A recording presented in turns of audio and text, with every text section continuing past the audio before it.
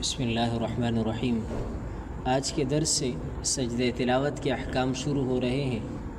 عن ابن عمر رضی اللہ تعالی عنہما انہ قال كان رسول اللہ صلی اللہ علیہ وسلم يقرأ علينا القرآن فإذا مر بالسجدة كبر وسجد وسجدنا معه رواہ ابو داود۔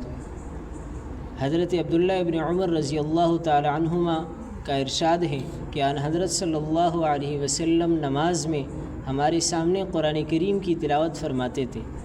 آپ جب بھی کسی آیت سجدہ کو پڑھتے تو تکبیر کہتے ہوئے سجدہ کرتے تھے اور ہم بھی آپ صلی اللہ علیہ وسلم کے ساتھ سجدہ کرتے تھے۔ حدیث آپ کے سامنے ذکر کی کہ نبی کریم صلی اللہ علیہ وسلم بھی نماز کے اندر آیت سجدہ تلاوت فرماتے تھے اور نماز کے اندر ہی پھر سجدہ کیا کرتے تھے۔ سجدہ تلاوت کا مطلب کیا ہے؟ قرآن کریم میں کل 14 سجدے ہیں۔ جہاں جہاں قرآن مجید کے کنارے پر سجدہ لکھا ہوا ہے اس آیت کو پڑھ کر سجدہ کرنا یہ واجب ہے اور اسی کو سجدہ تلاوت کہتے ہیں۔ قرآن مجید میں سجدہ تلاوت کے مقام کون کون سے ہیں وہ ذکر کیے جاتے ہیں۔ سورہ اعراف ہیں، سورہ رعد ہیں، سورہ نحل ہے، سورہ بنی اسرائیل ہے، سورہ مریم ہے، سورہ حج میں پہلا سجدہ۔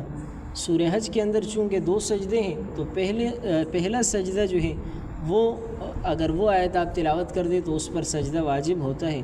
البتہ جو دوسری جگہ بھی سجدے کا نشان تو لگا ہوا ہے لیکن وہاں سجدہ کرنا ضروری نہیں۔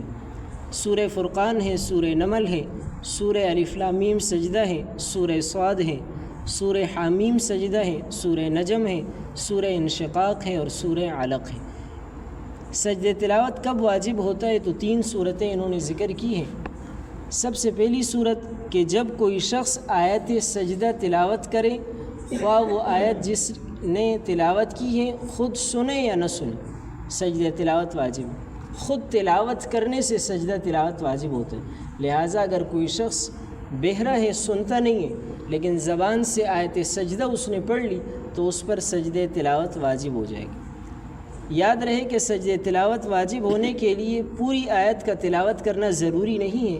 اگر کسی شخص نے آیت میں سجدے والا لفظ اور اس کے ساتھ کم از کم ایک لفظ پہلے کا یا بعد کا ملا لیا تو اس پر آیت سجدہ یعنی سجدہ اس پر واجب ہو جائے گا۔ صرف جس پر جو نشان لگا ہوتے ہیں قرآن کریم کے اندر وہ لفظ آپ نے سجدے والا پڑھ لیا تو آپ پر سجدہ واجب ہو جائے گا۔ چنانچہ اگر کسی شخص نے خود سجدے والا لفظ نہیں پڑھا، اگرچہ باقی ساری آیتیں پڑھ لی، یا خود سجدے والا لفظ تو پڑھا مگر اس کے ساتھ پہلے یا بعد کا لفظ نہیں پڑھا تو سجدہ تلاوت واجب نہیں ہوگی۔ تو پہلی صورت بتائی کہ آیت آپ خود پڑھیں، اگرچہ آپ سنے نہیں، سن آپ نہ سکیں لیکن خود زبان سے اگر آپ نے پڑھ لیا تو اسی صورت کے اندر آپ پر سجدہ تلاوت واجب ہو جائے گی۔ دوسری صورت، اگر کسی شخص نے آیت سجدہ سن لی تو اس پر بھی سجدہ تلاوت واجب ہے، خواہ اس نے جان بوجھ کر سنی ہو یا بغیر ارادے کے کان میں آواز آ گئی۔ دوسری صورت سننا ہے، آپ نے سجدے کی آیت سن لی تو آپ پر سجدہ تلاوت واجب ہو جائے گا، چاہے آپ نے ارادتاً سنی ہو یا بغیر ارادے کے آپ کے کان کے اندر آیت سجدے کی آواز آ گئی۔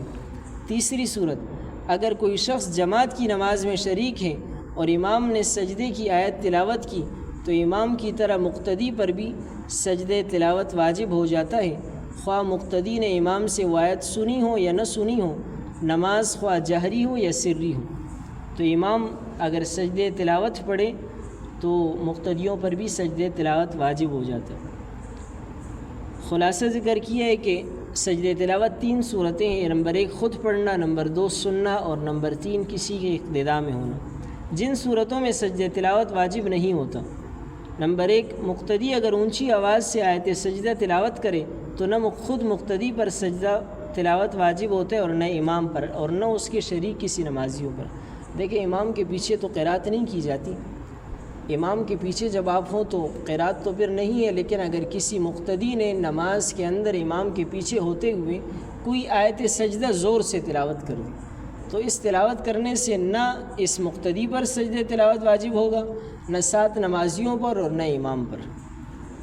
تو نماز کے اندر اگر کوئی شخص امام کے پیچھے ہوتے ہوئے سجدہ تلاوت پڑھے تو اس سے سجدہ تلاوت واجب نہیں ہوتی۔ البتہ وہ لوگ جو مقتدی کے ساتھ اس نماز میں شریک نہیں ہیں، خواہ دوسرے سے نماز ہی نہ پڑھ رہے ہوں یا کوئی دوسری نماز ادا کر رہے ہوں، تو آیت سجدہ سننے سے ان پر واجب ہو جائے گی۔ دیکھیں، امام کے پیچھے نماز ہو رہی ہے، ایک مقتدی نے بلند آواز سے آیت سجدہ پڑھی، تو نہ اس مقتدی پر سجدہ تلاوت واجب ہوگی، نہ اس نماز میں شریک لوگوں پر، نہ امام پر۔ لیکن ایک شخص وضو خانے سے آ رہا ہے، اب نماز میں شامل نہیں ہوئے، اس نے بھی یہ آیت سجدہ سن لی جو مقتدی نے پڑھی تھی، تو اس شخص پر جو نماز سے باہر ہے، اس پر سجدہ تلاوت واجب ہو جائے گا، اس کو چاہیے کہ ایک سجدہ کر لے۔ دوسرے نمبر پر حائضہ یعنی ماہواری اور نفاس یعنی بچے کی ولادت کے بعد جو خون آتا ہے، نفاس کا خون کہلاتا ہے، حائضہ اور نفاس والی عورت اگر آیت سجدہ سن لے یا تلاوت کر لے، اگرچہ اس کے لیے تلاوت کرنا جائز نہیں تھا، اس پر سجدہ تلاوت، اس پر بھی یعنی پڑھنے سے اور سننے سے اس خاتون پر سجدہ تلاوت واجب نہیں ہوگا۔ حیض والی عورت ہے یعنی ماہواری کے ایام چل رہے ہیں، یا نفاس والی عورت ہے، اگر انہوں نے آیت سجدہ خود پڑھ لی، خود پڑھنا جائز نہیں ہے قرآن کریم کی تلاوت ان کے لیے، لیکن اگر انہوں نے پڑھ لی یا سن لی تو دونوں صورتوں کے اندر ان پر سجدہ تلاوت واجب نہیں ہوگی۔ البتہ جنبی آدمی یا جنبی عورت اگر آیت سجدہ سن لے یا پڑھ لے، اگرچہ ان کے لیے بھی پڑھنا جائز نہیں، تو اس سے ان پر سجدہ واجب ہو جائے گا۔ دیکھیں، جنبی آدمی جس کو جنابت لاحق ہو گئی ہو، چاہے وہ مرد ہو یا عورت ہو، اگر وہ خود آیت سجدہ پڑھ لی، خود ان کے لیے پڑھنا جائز نہیں ہے، لیکن اگر پڑھ لی تو آیت سجدہ ان پر واجب ہو جائے گا، اور اگر سن لی تب بھی واجب ہو جائے گا۔